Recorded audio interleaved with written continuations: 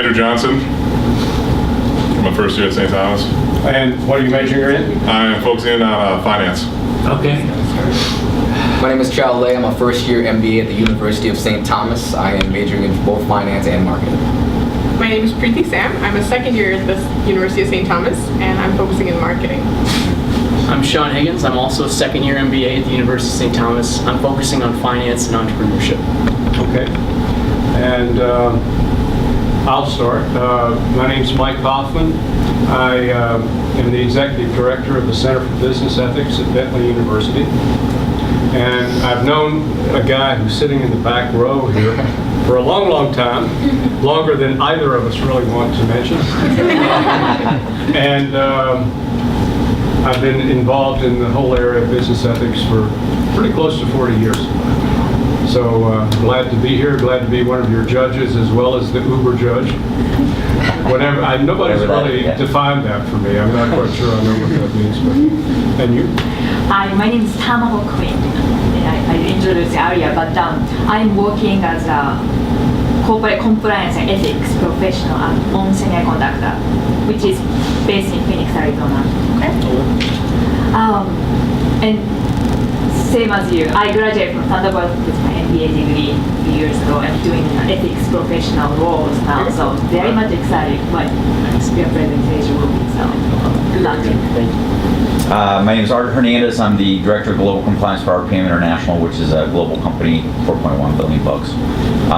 And prior to that, I was a federal prosecutor and an ethics advisor for my United States Attorney's Office. And so look forward to it.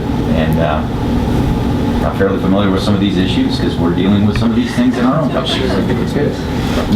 Okay. Very good. So you are the board of directors at One Stop. Now, One Stop is an industry leader in the retail space, and it's also a global company. You've asked us, your internal task force, to look at the issue of data mining. Not only identifying if we should engage in data mining, but really how we could engage in data mining. That's it.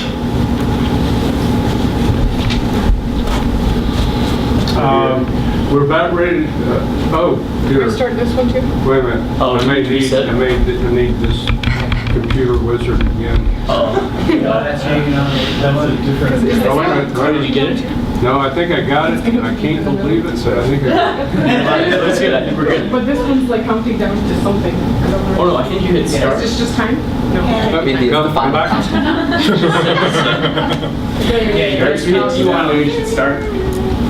Yeah, Okay. and then when you We got it. go to questions, you hit T2. Yeah. Beautiful. Got it. Sean's got this. All right, Brittany.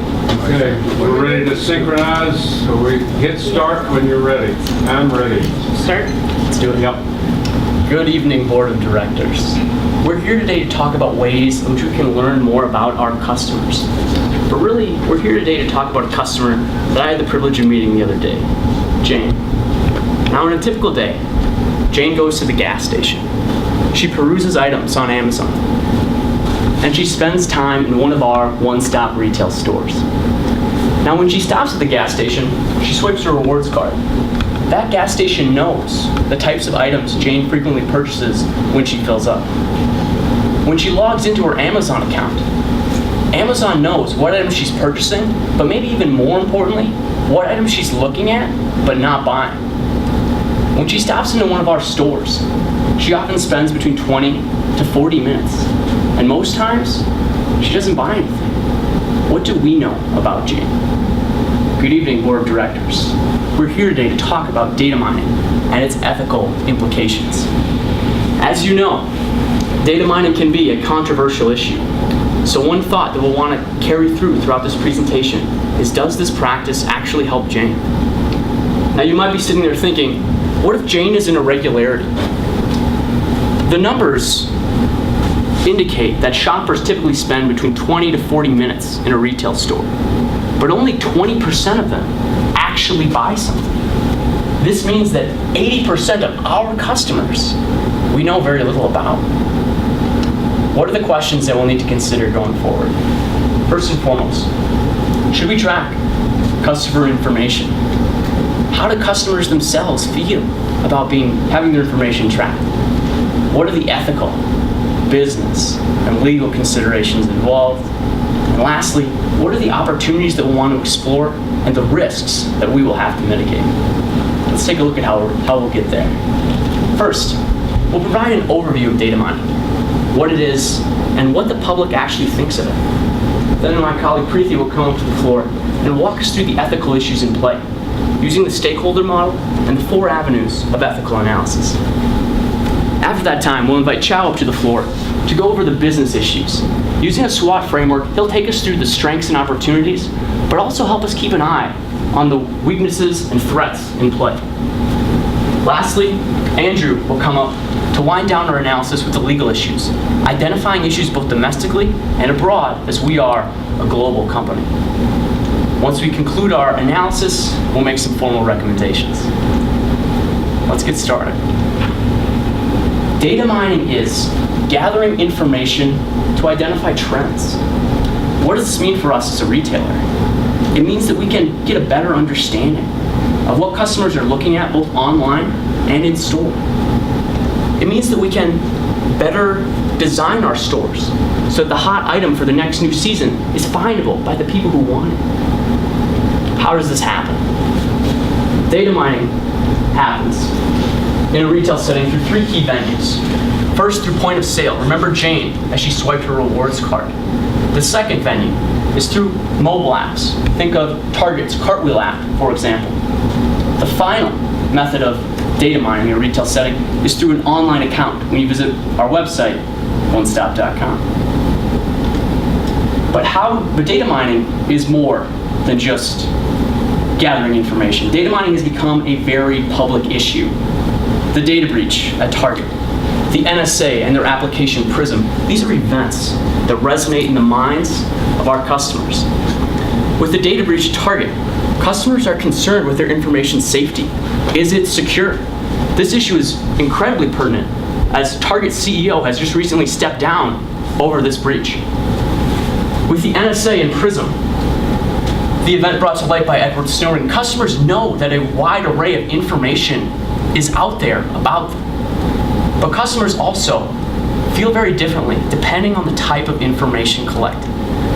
For example, customers feel most strongly about personal information, something that can be traced back to them, much more so than they feel about generic information, which is background or more demographic. But how do customers feel about data mining on the whole? 86% of customers wanted a required opt-in before an organization could track their information.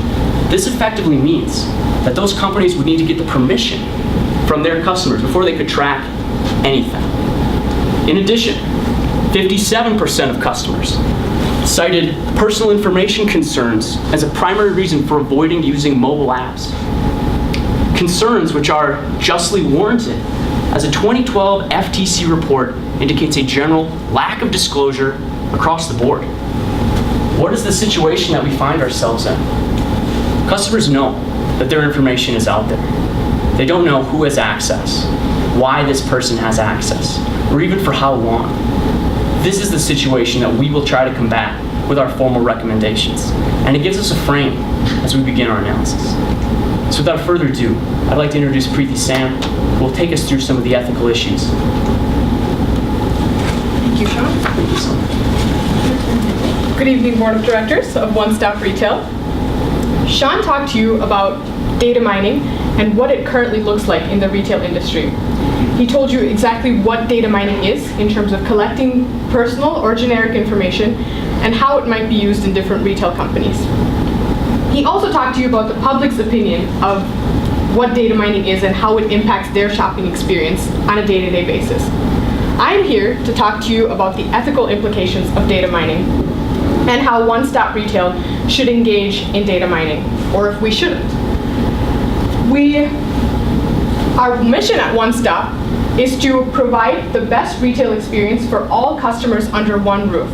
It doesn't matter where our customers are from, we want to ensure that we understand the needs of our customers and their interests and provide customized, more personalized service to our customers.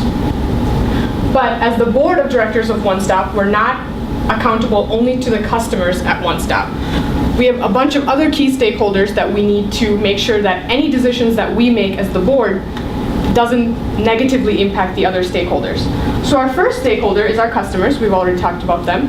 Our next key stakeholder are our shareholders, the people that invest in our company, the people that expect positive ROI and a positive image associated when they invest in a company. And finally, our employees.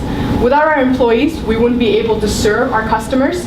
We wouldn't be able to make sure that our day-to-day operations take place in the right way. Now, to decide how to engage in data mining in the right way or in the most ethical manner, my team and I used the 4 avenues of ethical thinking, and we also used our code of ethics that's already in place. Now, for those of you who aren't familiar with the 4 avenues of ethical thinking, they include the interests, rights, duties, and virtues. Each of these are a set of lenses that help us consider each decision that we make as a board. By considering a situation through all of these 4 avenues, we're able to arrive at moral insight, which will help us decide as a board how to make the most ethical decision. So let's look at each of these avenues in further detail for those of you who aren't familiar with the model. Under interests, we considered our stakeholders, and we considered how do we maximize satisfaction for each of our stakeholders. What can we do to make sure that they have the best experience when they're at One Stop for our customers? How do our shareholders have a positive return from being associated with One Stop? And how do our employees feel about working for One Stop? We looked at the rights of our stakeholders. How do we make sure that we treat each of our stakeholders equally and fairly and ensure that we don't violate any of the rights of our stakeholders? We also looked at the duties. As the board of directors of One Stop and as employees of One Stop, what are our responsibilities and our loyalties towards each of our stakeholders? How do we make sure that they have a good experience when they're shopping at One Stop? And finally, we looked at the virtues. What character and culture do we want incorporated at One Stop? What are the values that we want to be known for in the retail environment? Next, we also used our code of conduct. So we have 3 components to our code of conduct, which helped us make sure that our decision to engage in data mining is ethical. We considered how we use each of the 3 components. So our first component is to provide best customer service. This ties back to our mission statement to provide the best customer service for all of our customers under one roof. The next component is to respect customer privacy. We want to make sure that customers understand that we don't want to violate their rights. And the third component is to be transparent with our customers. We want them to know how we're operating and why we're making certain decisions and how those decisions will impact them. Now that you have an idea of what the code of conduct is, I'll go over what each of these components mean, why they're important, and how we can implement them at One Stop. And I'll also tie in the 4 avenues of ethical thinking so you see which components we use. So let's talk about providing best customer service. What does that mean? It means that we identify the needs of our customers. Sean talked about our customer Jane, our typical customer Jane, and she understands that her information is being collected at gas stations, at retail stores, at Amazon. She doesn't understand why that information is being collected and how it's being used. So we make sure that we understand our customers' needs and we clarify that we provide personalized service to our customers. Why is that important? Because a customer who's happy, who's satisfied with their experience at One Stop, results in positive ROI for our shareholders, which protects the interests of both our shareholders and our customers.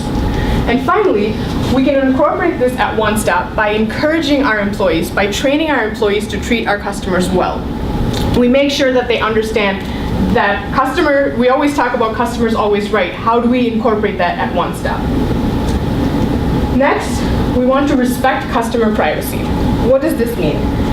It means we enable our customers to share data when they know what data they want to share, and through means that they're comfortable sharing. We don't ask them to share it in a specific way. We give our customers the opportunity to share their information. And why is this important? Because it helps us establish long-term relationships with our customers, and that's what we want. As a leading retail company, we want to establish a relationship with our customers where they're able to say that they had a wonderful experience when they shopped at any of our stores, and they're able to recommend our store to their friends and families. And how can we incorporate this? Again, we use our employees.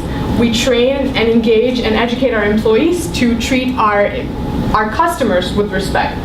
So that's the duties part of it. We use our employees to make sure that they treat our customers with respect. And finally, we have being transparent with our customers.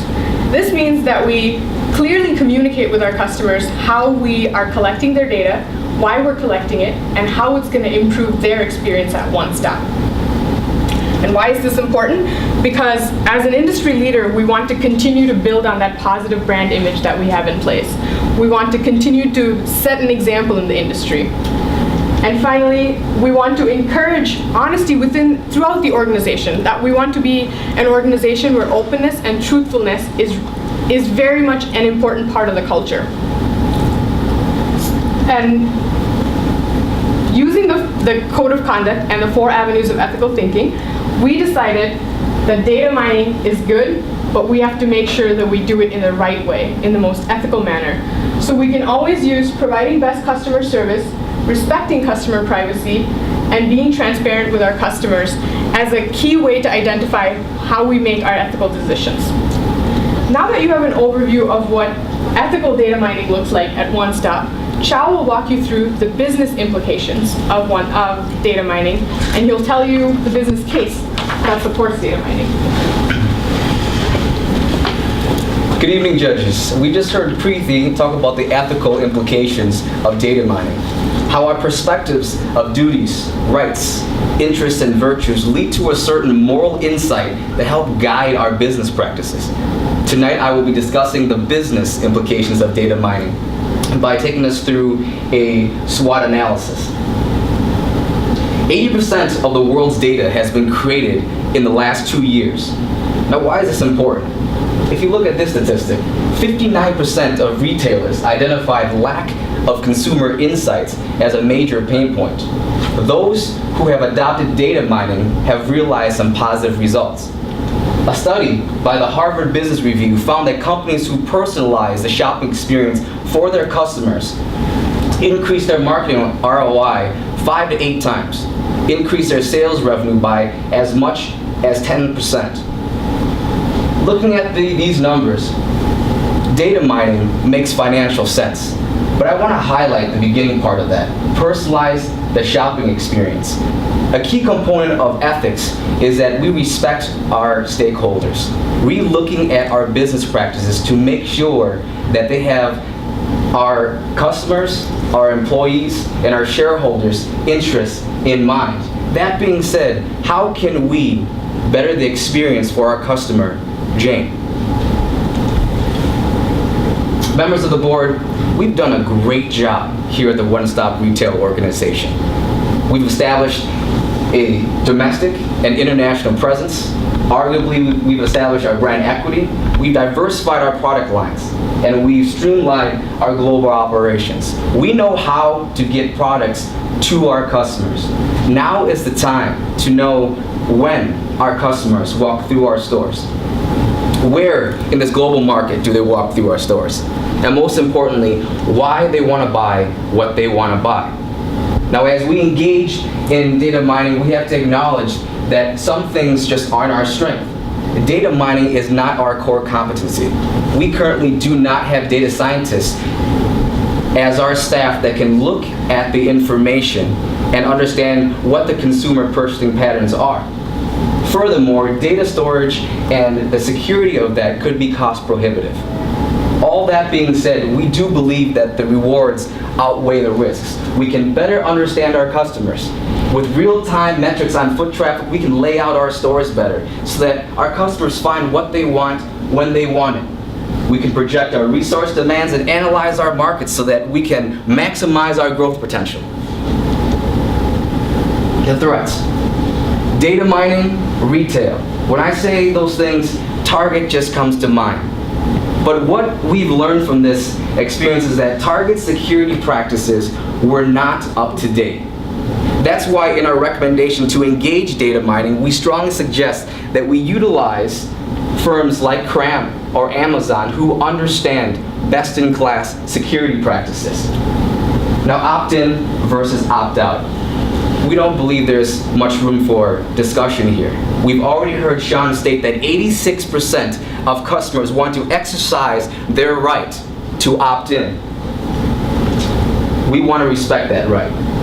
Anonymity.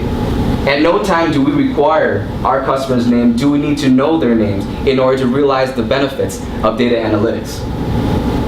And before I end tonight, I want to leave you with this. We do not know how our customer Jane will react to us engaging in data mining. But we do know this. 80% of the time she walks in our store and leaves without finding what she wants, we're not serving her in the best way. With data mining, we can personalize that shopping experience. Next, my colleague, Andrew Johnson, will be going over the legal implications of data mining. Thank you, Chair. Good evening, board members of One Stop Retail. Thank you for having us here. Earlier, Sean took you through data mining as basically the current practices are and what the issues are. Preeti went through the ethical considerations, what your duties, rights, virtues, and interests are. And Chow just covered some business considerations. I'm going to talk to you about the legal considerations.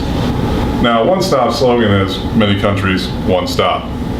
However, in the legal department, we call it many countries, many laws, one stop. I'm going to bring you through those. In each country, there's a number of issues that are always sort of borderline question that we always ask first, such as, what is an individual's privacy in the different countries that we're in? Do you need consent? Tied closer to that, how are you going to use the information that you get? What types of information? Sean talked about general information versus specific information. Is it identifiable? Is it health information? All these things matter. So the first, I'm going to talk about the United States. Now, the United States does not have an overarching legislation in terms of consumer protection, which you'll see is compared to the European model. Furthermore, you'll see that consent is required for some things. Now, when we look at the United States model, we see that it's driven by corporate policy because there is no overarching legislation. 2 years ago, the FTC came out with a report that Sean referenced saying the data mining and consumption and selling and transfer practices are just not up to snuff, and really we need to protect an individual's privacy. So, what types of consent is needed for different types of information? Well, in the United States, we have very specific areas. Are we talking about financial information? That'd be the Graham-Leach-Bliley Act. However, let's go back to Jane. Let's say she was talking about being a doctor, or she was talking to a doctor about her health information. Well, HIPAA would cover that. It would basically say that you cannot transfer that health information without taking into account certain perspectives. Let's say if it was more in the retail segment, like she bought a video. The Video Protection Privacy Act, or the Video Privacy Protection Act, says you can't actually disclose the information in terms of what titles she bought. So really, going back to this, we see, okay, there's specific areas, and there's also some different things going on, but there's not an overarching umbrella yet. And I say yet because political movement, such as Senator Chuck Schumer has said, has really tried to do a call to arms in terms of trying to mobilize momentum, but hasn't successfully done that yet. However, we are a global company, and so we operate in different areas. Japan is similar in the sense to the United States that there is a corporate influence on how the law is developed. The UK, while being a part of the European Union, still maintains its autonomy in the sense that they're still struggling with their historical past, being rooted in the very specific tort law, but having to comply with different European Union laws. And then I bring up France. France is very strict. It's the only country of the ones that we currently operate in that actually guarantees privacy in its constitution, not read into from its Supreme Court. And that's why I want to bring up another point. Google in France. Google made a uniform policy in terms of the user term about how they were going to track information. So how they track information. Through the internet, they put little tracking cookies on different computers. And basically a French enforcement agency did not like this. So much so that they fined them 150,000 euro, which is the most under French law. And the reasons why, as you can see, they didn't tell what the information was being used for. They didn't even get the consent. In fact, they didn't even say how long they were going to keep it. These concepts are very important because it ties into the European Union, which I'm going to talk about now. In the European Union, you cannot transfer personal information, especially consumer information, to non-European countries unless you comply with 7 safe harbor provisions. The safe harbor provisions are access. The consumer actually has to have access to the information to be able to see what's being collected and what's not going to be collected. This is not required in the United States. They need to have notice, the fact that you're actually collecting this, and not to be buried, basically to be very specific about what you're collecting, which goes into relevancy also. The information can't be out of its scope. You can't just have a carte blanche, as we're talking about France, of basically collecting what you want. If you're going to transfer that information, you have to make sure that the people you transfer to comply with those. There must also be enforcement agencies or sort of mechanisms for consumers to go to. Finally, security. They say reasonable steps, and you wonder what is reasonable. That's one of those information that even Target didn't know, but we know that they're paying a high price for it. And that goes into our recommendation in terms of gathering more parties, because One Stop is part of a global community. But the thing to remember is, take out of this entire part is, we're an industry leader at One Stop. So we can either give the world an example, or be made one. Pass it off and show you what that example looks like. Here's Sean. Thank you very much, Andrew. Now that we've concluded our analysis, it's time to look at our recommendations. Our recommendation is to engage in data mining through point of sale, foot traffic with our mobile app, and online. But our recommendation isn't just data mining. It's data mining in the right way. What does this look like? First, it means that we have a required opt-in before we track any customer information, respecting their right to opt in, as Chow alluded to. It also means that we have a public relations campaign to clearly explain why we're collecting their information, hitting that transparency piece that Preeti mentioned.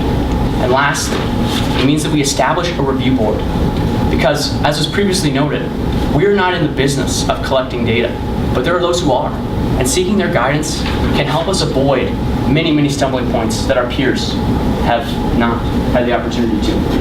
Let's take a look at each one of these. First, with opt-in. This really relates to our terms of use. We recognize the need for legal disclosure, but we often recognize that it may not be sufficient. How often have we clicked accept on terms of use without fully reading or understanding what we're agreeing to? For us, terms of use has to be about conveying something in plain language, making it simple so that anybody can understand it. But from a logistics perspective, how do people opt in? There are many different venues. For example, you can voluntarily download our mobile app and click a little checkbox indicating you'd like to be involved in our promotional programs. You can go to our website, onestop.com, and sign up for a membership account. Or you can even just talk with your local cashier about getting involved in our rewards program.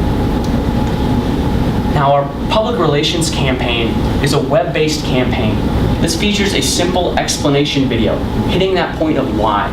This is a feature that even Target, post-data breach, recognizes as a crucial pain point, something they should have done prior, why they collect the data. And now, lastly, it also goes back to that plain language. Again, hitting that piece of transparency. We need to be clear to our customers. The final component of a recommendation is this review board. Now, this is a board that will advise our board of directors, yourselves, on our data practices to ensure that we're staying ahead of the curve. And this board is comprised of both internal and external members. On the internal side, we have our chief ethics officer, someone who ensures that we stay true to ourselves during this process. We also have an IT specialist, someone who knows how to keep information secure. On the external side, we bring in data scientists to ensure that our collection and analysis practices remain best in class. And lastly, we want to make sure that we include consumer advocacy groups so that the customer will always have a seat at the table going forward. We've covered quite a bit of ground here today. Preeti walked us through the code of conduct and how it relates to data mining, pulling out the key issue of transparency. Chow alluded at the business impact of this decision, identifying that firms who do this well see an ROI of between 5 to 8 times on their marketing dollars. And Andrew took us through the legal issues, identifying France, a standard that guarantees customer privacy in their constitution, a standard that really we could aspire to. But really, everything we've talked about today comes back down to one thing. Jane spends between 20 to 40 minutes in our stores. Let's make that time the best that we can. Thank you. This time we'd like to open the floor for discussion. So I have a question that I'm not clear on, and what type of data are we going to be collecting from our customers? What is the type of Okay, data? let's hang on 1 second, Art. Oh, sure, we got to listen to the clock. No problem. Oh, yeah, we just set ours too as Yeah, well. would you, it's Certainly. yours. Do you want to synchronize here? No, not yet. Oh, wait, maybe I got it here. Oh, this one's Yeah, still going on. when you're ready, I'm ready. Hold on 1 second. All right, 3, 2, 1. Got it? Perfect. I'm sorry, Art, go ahead. No, I'm just wondering what type of data you're thinking about collecting. What are the actual fields that we're looking at collecting from our customers? Sure, so that really hits the point of generic information. As Chow mentioned in his portion, at no point do we actually need the customer's name to tie things together. And if you want to talk more about how the database setup looks like in terms of the collection practices. Absolutely. It's common practice in the industry to keep information that you gather anonymous. So just in case it does get out there, nobody can look at the databases and match things up and identify a certain customer whatsoever.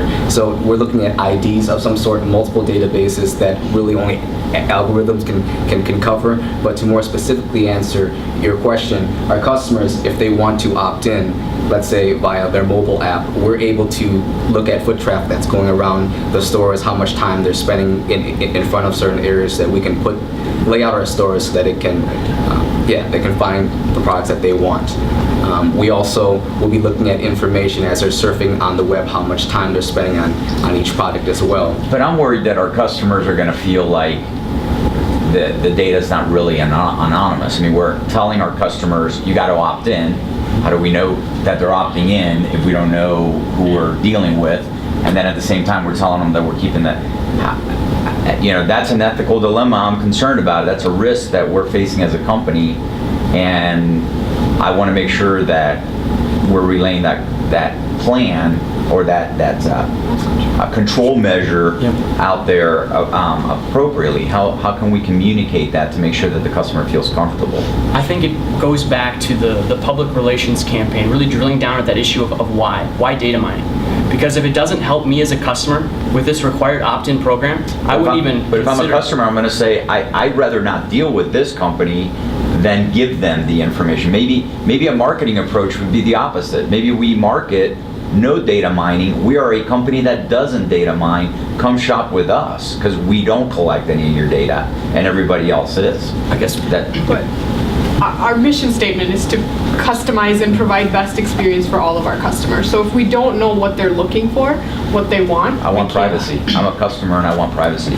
That's what I want. I want to buy from a company who will keep my information myself because I don't want to be a target customer having to deal with my credit report. Sure. That's the ethical dilemma I'm dealing with. you want to mention the trends. That is a valid point, and that's why we are making it so it's opt-in if the customer opts in. However, with the data that we currently have, it's showing that 70% of customers actually want to opt in, so that their favorite retailers have the ability to market them and personalize that shopping experience to the customer. If we didn't have this data, we wouldn't be suggesting this. Does that include medical data? Because we're a pharmaceutical, we sell pharmaceuticals too. And so I'm worried about that.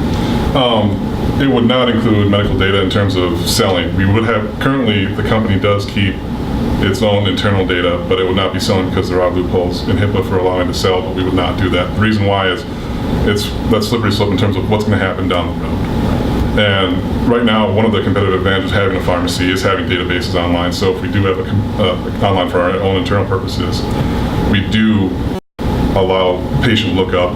So then that way, if someone does have a medical need, that's when you balance someone's rights, but also the interests of their health in terms of having that accessible information. Now, you ask about the medical info. It is serious, but that's one of those things where we want to grab more people into the review board, so we do balance those considerations. So in that way, we have, in terms of security interest, but also people from different advocacy groups. Okay, so I have a few questions, but I'll go one by one. But I guess our vendors have to be involved in this case, right? Definitely. You cannot do it by yourself. How are you gonna deal with that? They can also opt in, opt out to cooperate with you, or what's your plan for the vendors, followed by suppliers? So I mean, for some vendors, we're forming new strategic alliances. Okay. So Chow brought up the example of Cram.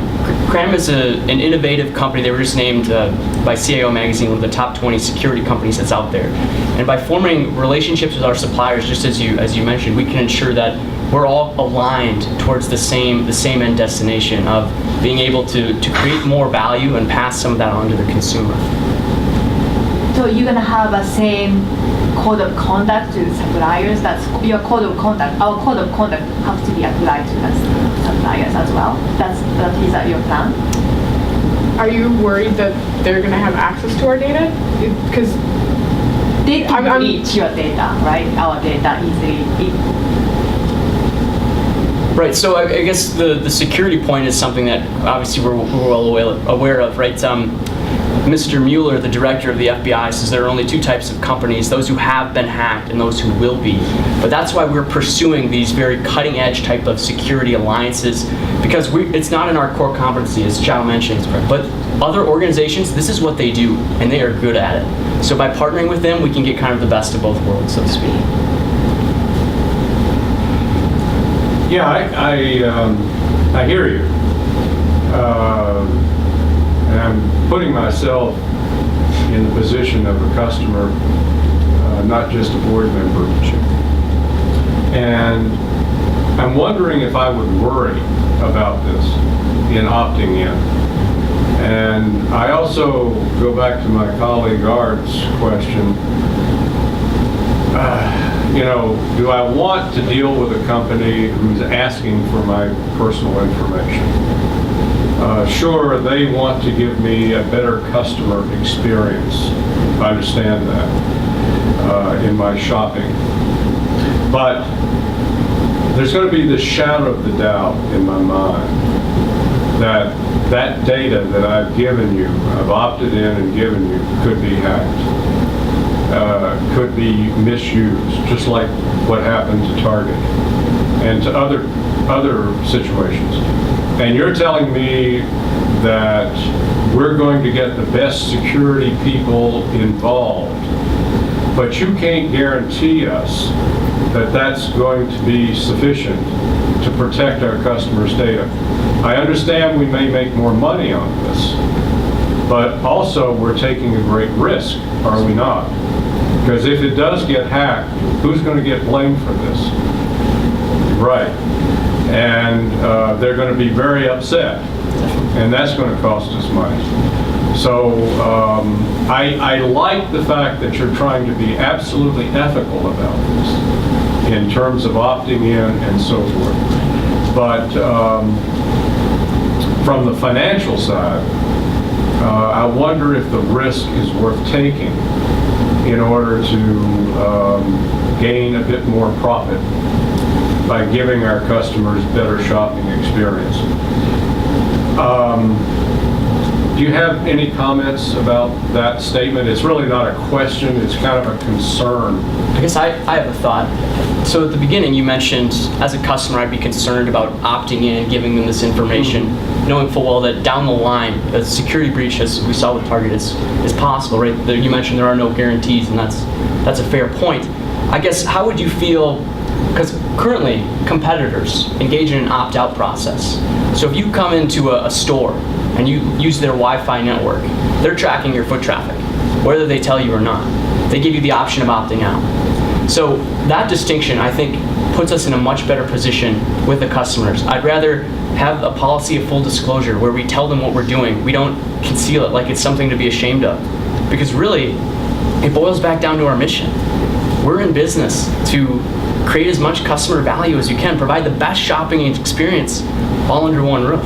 Well, and I hear what you're saying, but I think part of the problem is, and it gets back to the first question I asked, which is, what information are we collecting from our customers? And then second, what's going to be relayed to our customers about that? What information are they getting about that? Because the reason that the Target issue became such a problem is because financial data and personal information was collected.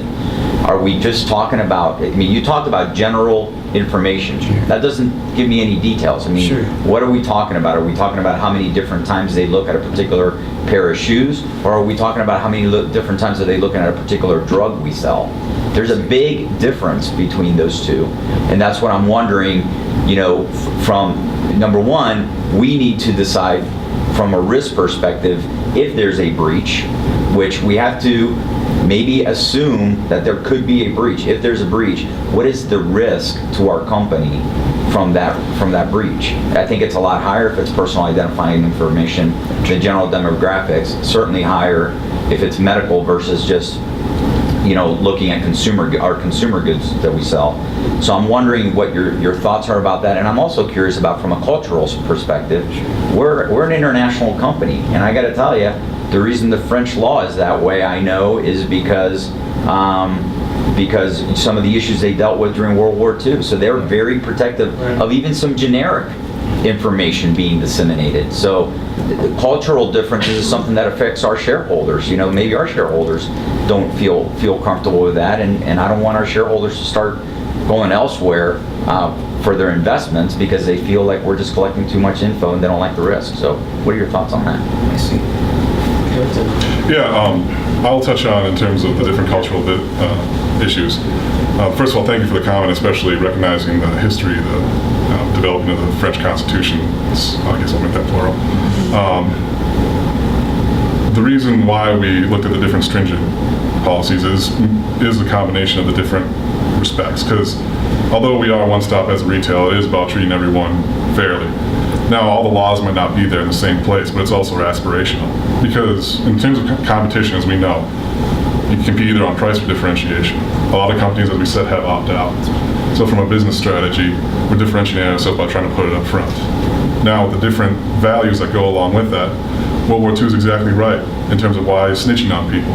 But we're also, in terms of how we analyze this, we thought about how the United States is evolving in terms of its culture. We have NSA's PRISM program, which in turn we saw spy on Americans, which were for national security purposes, but nonetheless there's this whole privacy issue. So now this is really coming up into a great time to talk about it because there's a lot of awareness. Furthermore, we have different issues like data brokers like Axiom. So right now we could sell data if we wanted to. If you as the board decide, hey, this is our new business practice, we could do that. We could sell data as long as it wasn't medical information or financial information that we were disclosing to parties that should not be involved. There are loopholes to sell that different information, and we can make a lot of money on it. That is the ethical dilemma. We need to compete against our companies, against the competitors that do this, but we need to do it in a way that we feel like we can best do that. So to answer, that's sort of the balancing the cultural issues. Did somebody else want to touch on the different types of information? Certainly. So for generic information, right, to really cut to the chase here, with foot traffic, it's looking at the areas in our store. So how often is a toys section in our retail store being visited versus a different location that's laid out a different way? This could help us align our store format to make sure that when customers are coming there looking for the hot toy this Christmas, they can find it. It's not buried in the back corner. Online, we're looking at, again, trends. So we can customize the coupons that you receive from us via email, should you choose to opt in. From a customer standpoint, getting bombarded with emails that I don't care about just doesn't create a ton of value for me. And that's, again, what we're about. So Andrew mentioned Axiom, the ability to sell data. That's not something that we would recommend pursuing at this time, just because we're unclear on how that adds value to the customer, and we can't guarantee the practices of these players who purchase the data down the stream. Okay, I get it. I mean, we're in a competitive market. Other companies are mining data. And what you're saying is that what we ought to do is to mine data in the right way. But the fundamental question, is it not, is whether data mining is ethical at its core. I mean, are we saying that data mining is ethical, or are we saying that data mining is not ethical, But we're trying to convince people that we can do an unethical thing in the most ethical way possible. Because a lot of people would feel that data mining is essentially an unethical practice to begin with. You're saying we need to do it in order to be competitive and also to give our customers a great shopping experience, right? I think I might be able to have a great shopping experience without having all my data collected, but be that as it may, have we actually dealt with the fundamental issue of whether data mining is ethical at its core? Or are we saying that, well, data mining is a questionable ethical thing, but we can do it more ethically than anybody else? What are we saying?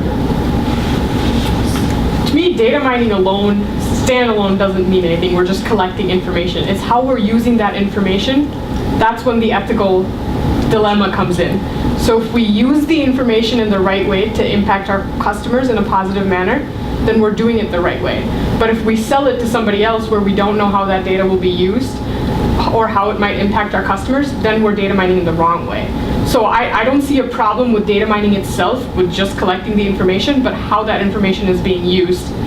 That's where we see the ethical dilemma, and that's where we propose data mining in the right way. And of course, how it's collected, just to tie into that, those considerations that Andrew mentioned are very, very pertinent. And so let me ask you something, because the data, this gets to the ethics question.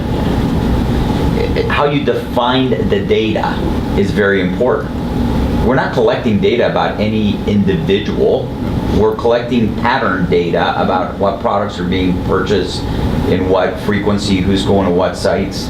My understanding of both data protection laws in the States and most other countries is that they're focusing on individual, not specifically privacy, PII, personal identifying information, but something that can be tied to an individual. So, I mean, what's your thought on just, if we don't have, it's just data that is generic data that is not in any way, shape, or form connected to an individual. Is that ethical or unethical? The collection, just a quick clarification? Yeah. Okay. Of just general data, not tied to any specific individual.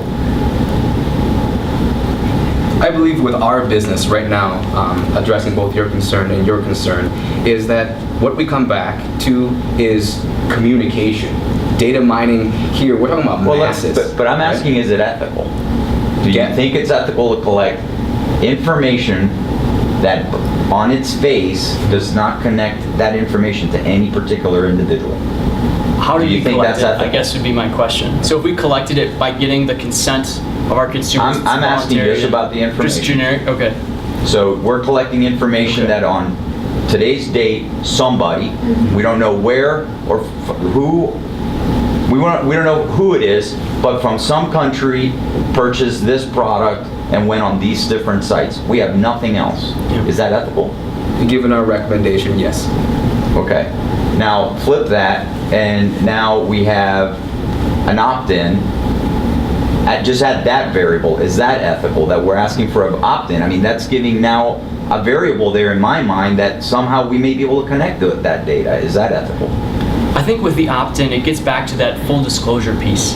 That if we're really in this for our customers, if we care about them, if we're true to our mission, then we have to tell them what we're doing. The opt-out, it feels a little bit under the rug, like you're trying to hide something. It's almost deceptive, withholding something that's pertinent that they probably want to know about. So from a transparency perspective, you think that that's better? I do, yeah. A better shot. Especially especially just given the climate, because Target made such shocking headlines, and even there is this sort of growing resentment, which we saw. But remember, in Target, it was information tied to individuals. Correct. From what I'm hearing from you, what you want our company to do is collect data that is in no way connected to an individual, except I still have this dilemma about how do you request an opt-in for this data. To me, it almost seems like if we're saying that the data collected is ethical because it is completely unaffiliated with an individual and there's no way for us to track that, Yeah, can you do that? can you just do that? Can you do that? Can you actually have people opt in, which I think is a great thing, and we can say that we're doing what not many other companies, if any other companies, are doing, and that's getting your permission and being transparent about how we're going to use your data. But is that totally disassociated from the name of the person who's providing the data? In other words, how can they be sure it is truly anonymous? Which is our promise, right? Definitely. Chow, that was the multiple databases that you talked about, right? Where That's one correct. person can't connect Piece the it all dots and together, figure yeah. out, yeah. Unless you have some sort of a codec that can read the algorithm all the way through, that's highly unlikely to happen. But that's one of the risks that we highlight inside of our PR firm.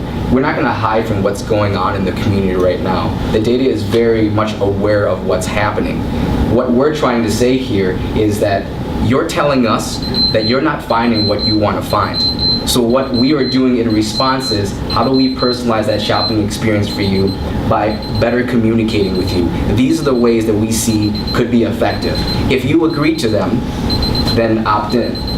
If not, then you don't have to opt in. The other information you're talking about as far as inventory control, every day people are purchasing items. We can see on our SKUs right away how much is going out the door and how much more do we need to order. But that being said, we are gearing towards personalize that shopping. Can you just put a experience. banner up that says this, well, the problem is that the only way you do it is by a cookie. So you can't, I don't know how you would separate Okay, the two. what we're going to do is stop here, but then we're going to provide some feedback. Can I And we, ask one more question? probably not. However, you can ask it in the Track us down. And the feedback, Yeah, well, yeah. I'd be more than happy. Okay. We need to be fair to all the other teams. First, I want to thank you for a very interesting presentation. I mean, we were not just being critical. I think we were fascinated by this whole issue because all of us are concerned about it. All of us are consumers, and all of us are concerned that our data could be misused, and especially people who don't know about technology as perhaps as much as you all do at our company, so to speak. So thank you so much, and I think we owe you a big hand of applause. Now, we thought we might be able to give you some feedback. Okay, so great introduction. That was really good. So we can picture what's going on and what's coming next. And a great presentation, great attitude. I really enjoy. Some of the slides, you use some percentage or something like that. For the business, yeah. Yes. I think you may want to put the source where that data comes okay. from. I know one slide say Harvard review or something Yep. like, but that previous slide doesn't Sure, have anything. sure. So I think that will be very helpful, and that's ethical. Right. Sure. Full And- disclosure, yep. Yes, and I wanted to ask you the question. So how you can measure how successful your initiative is? For example, how many customers you have currently, but how many customers you lose because you implemented this initiative, right? So, and you said that you're gonna invest best-in-class security system, but how much is that? And how we can know ROI out of it? So that kind of little bit more detail will probably help to us, the board members or whatever. Very good. It's because we invest in your company, right? So. Yeah, I had, Art, I don't mean to, but I'll just say this real quick. I think what would have helped me is if at some point you could have explained a little bit more clearly about what you meant about data mining in the right way. Now, you talked about transparency, you talked about opting in, you talked about clear and simple language so that when they opt in, people would understand what they're opting into. But it seems to me that it would be very important to a board to understand exactly how that was all going to be explained to the customer who was about to provide you with information.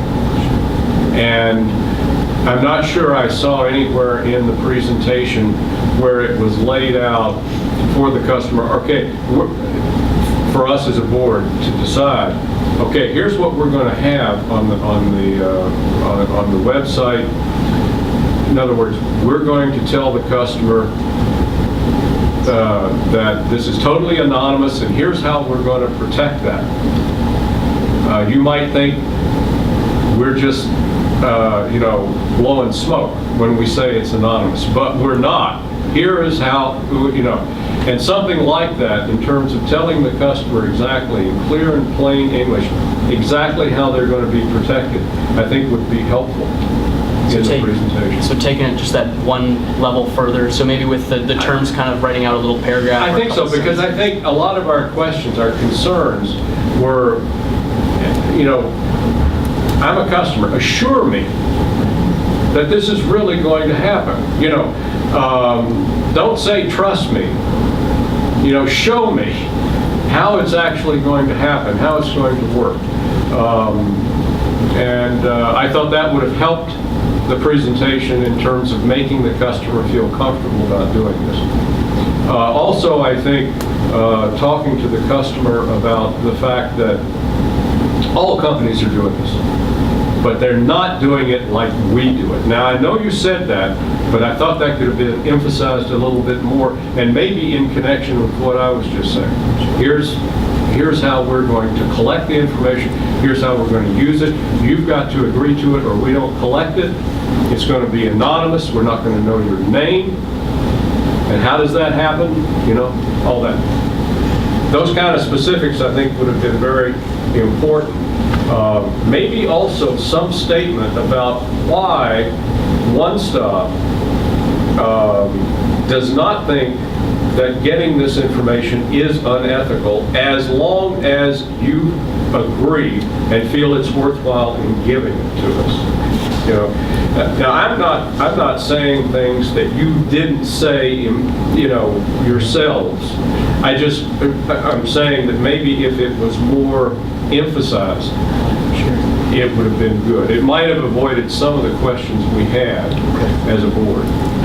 I think, the issue you got here is, the ethical issue you have is you're trying to provide a better shopping experience for your customer, right? That's correct. But you have to balance that with protecting their privacy interests, okay? And their concerns, potentially more important than their privacy interests. The other one you got is, clearly you have a financial reason for doing it. That is easy, okay? But is that financial reason, from an ethics perspective, in my view, clearly outweighed by the protections that we're putting in and our ethical determination that collecting any data is? So to figure out that balance, I think the first thing you got to do is say, what is the information you're collecting? Because the entire time, what is the customer worried about? Are they going to get my name? Do they know now where my IP address, which means they got my ad? What information is it that they have? If all you're trying to find out is how many people are looking for a pair of shoes, that's very different than how many people are looking for a particular medicine, and it's certainly very different than, am I looking for this particular pair of shoes, and how often am I going in that site? You're getting into riskier scenarios the more individual information you're getting, okay? And that's why I started asking, when you're asking for generic, is that ethical or unethical? Give me that answer. And then the next question is the opt-in. I gotta tell you, the opt-in for me is, I don't know if it's a red herring or not, but it's a major concern. In my view, if you're saying that it's ethical, I don't know if other people agree with this, just for conversation, if you're saying it's ethical to collect just very generic data that you've identified, why can't you just put a banner on the home page that says, you know, when you access this, we collect only this information and no other, and it can't be traced to any individual. We're still being transparent, and we're collecting what we believe to be ethical information. So we've met both sides without having somebody opt in. Because as soon as you tell somebody they're going to opt in, they're going to say, now they're tracking my IP, all this other stuff. Now, having said that, you can't put that banner on there if we are in fact tracking their IP, unless you're telling them you're tracking the IP. So you got to make sure that everything's true. So, and I'm going to tell you, this is a dilemma for real world companies right now. We're dealing with it right now in our own company. So it is, and it gets really problematic with foreign, particularly in Europe, foreign countries. So I appreciate you guys. You guys did a great job. The one thing I would say, just from a stylistic point, is, and I don't know what your rules are for the presentation. I mean, if you're presenting to a board, they're probably going to know who you are already. So if you need time, I would say add a sentence or two in your presentation where you at least let us know what you're just basically, we're here and we recommend that we go into data mining for these particular type of information, and we think we can do that in an ethical way. Let us know where we're headed, so when we watch all this background information, we at least kind of have a feeling, just kind of give us a roadmap as to where we're going to end up.